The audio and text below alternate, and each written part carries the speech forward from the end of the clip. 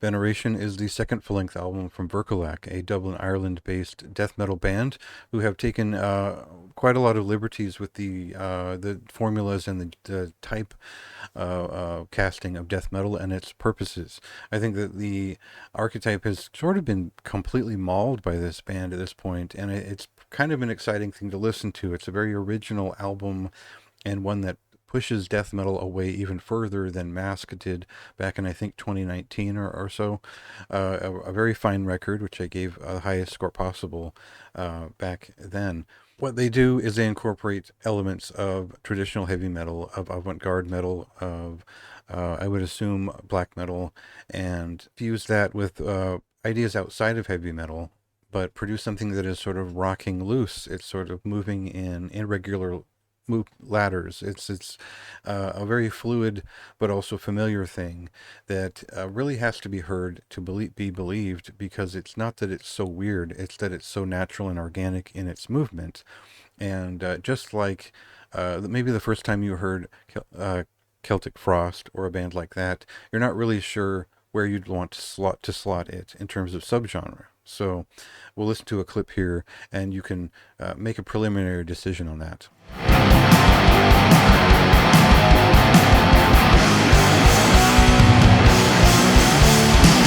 As night now fades and dawn comes in blaze. So the early efforts of this band seem to be aimed at providing a well-rounded style of death metal, working a lot of unique ideas into death metal, and they really had achieved that by the time that Mask came out. Again, I'll say that was one of my favorite records of that year, and it's still an impressive record, and it probably because it had a little bit of old school kind of semi-technical touch that forced it along. It made it move quicker than you'd want it to. Also, it sounded a little bit like the second Tribulation album. There was a rocking kick to its movement in the drumming, and not exactly Morbus Chron, but something kind of like that, where there's a progressive or something else sort of heavy rock feeling to it. And the way that this changes in the hands of Vircolac on their second full-length album here is that it almost feels like we are going back to the indeterminate space of a Celtic Frost or a Venom, and fusing that with many other things to create something that's almost related to heavy rock, but is clearly a extreme metal album. And it's its own unique thing that doesn't sound like, for example, Chapel of Disease feels like it's very much related to the early 2010s progressive or post-metal addled sound of death metal. And that's kind of where this band came from in terms of the time period where they started, but now they've gone their own place with it.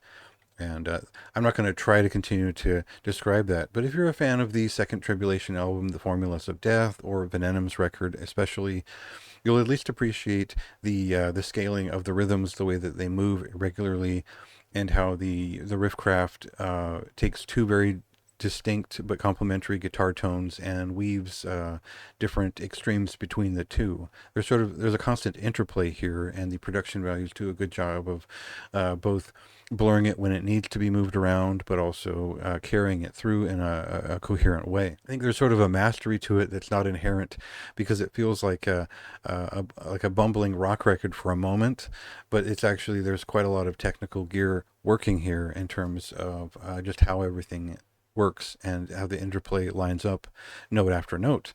So it's all very blustering and movement oriented and all that, but there's sense behind it. And yeah, it took me about 10 listens to really sit down and be like, wow, this is, it's kind of like understanding the machinery of a Voivod song. If you ever tried to play one of those on the guitar or the drums, you sort of understand there's more behind it than that loose feeling, and the intensity of it. Getting that feeling is quite difficult. So now, I don't know that it's the best comparison I could make here by mentioning Crucifier's Post-Volcanic Black, but it does feel like there are many generations of extreme and heavy metal being pulled from here, to the point where they create a fairly unique beast in terms of rhythms and voicing. And vocals play a big role in giving that eerie sense. Not only the clean vocals that begin and end the album, whether they're screaming or harmonizing, these create an expectation that it leaves it askew to start. So I'm never sure where to turn and think when I listen to this album because it never lines up in a predictable way. And I came to appreciate that pretty quickly. I think that's kind of the most fun about it is that I listened to it, what, 50, 60 times in the last week or so. And I still don't necessarily know that I could sum it up in a reasonable way. And I really liked that. I appreciated that it is a fairly unique and original thought. The rhythms are compelling in every case, and the lyrics and lyricism, that the theme behind the album is interesting enough in terms of positing, when everything crumbles down, will this age be worth remembering for the people that last beyond? And it's a nihilistic thought for me, but they take it their own place here, and I think that's also related to their own cultural thoughts too. And I think that's worth taking into account, that there's some extra intelligence behind this band and this record that has sort of logically evolved beyond what they were doing with Mask, but also taken a leap to the point where it just feels like a different thing now. It feels like it's expanded beyond death metal and worked outside of the formula. So I have to commend that. I think this is an album worthy of a pretty high score. It's a high recommendation for me, just verging on a very high recommendation. And I think I'm not sure how many times I'll return to it right away. Mask was kind of the same way. It took me like a year to come back to it. Um, but I think the visual and the production values are very strong and realistic. And overall, I just had a strong connection and enjoyed parsing through this record. Now, if you don't like a challenge and you're just looking for regular death metal, you're probably not going to like this at first. But if you give it some time and give it some energy and seek some understanding as far as what they're doing and pick at those rhythms a little bit, if you like doing that kind of thing, I think this is a fine record for it. So for me, it's a great record. It's out today, February 23rd.